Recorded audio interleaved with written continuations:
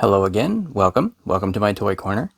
I'm going to take a look at McFarlane Toys Avatar The Last Airbender action figures today. These are 5-inch scale.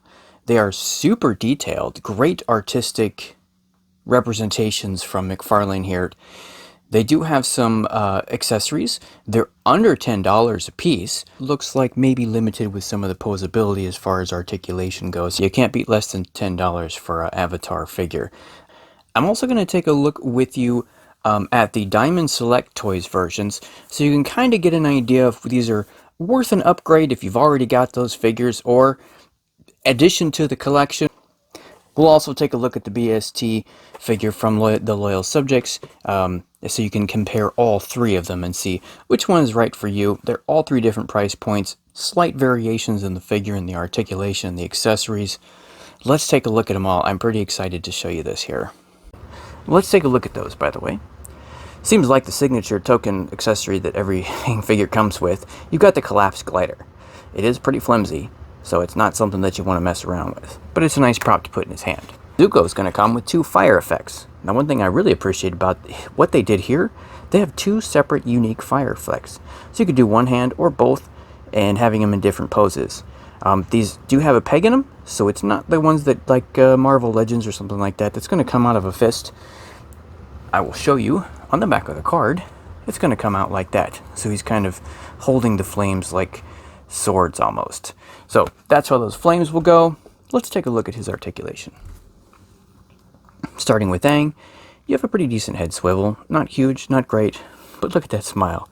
How can you not enjoy that?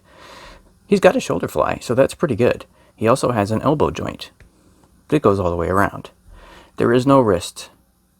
He has a waist joint, though. And he can do the splits. How about that? He's got a knee joint, just like the elbow. It does spin around, and it goes back and forth. There is no ankle joint. So, back into focus. Let's sit him back down, see if he'll stand. Now, since you do not have an ankle, since you don't have the ankle, keep in mind he's going to be a little tricky to support. Taking a look at Zuko here. Same thing, you got the head. No, the ponytail doesn't move. You have the head swivel. He's got some really thick armor, but it doesn't affect the shoulder fly. He can still do the shoulders completely up. He's also got the waist swivel, the waist joint, and he can do the splits. He could if the outfit wasn't in the way. You can't see him very well here, but he does also have the same knee joints as Aang. Where the win is on these figures, and you're going to be amazed at the detail for a $10 figure. Look at the etchings on here. Look at the scratches in the leather and the fabric and the grain and the pattern.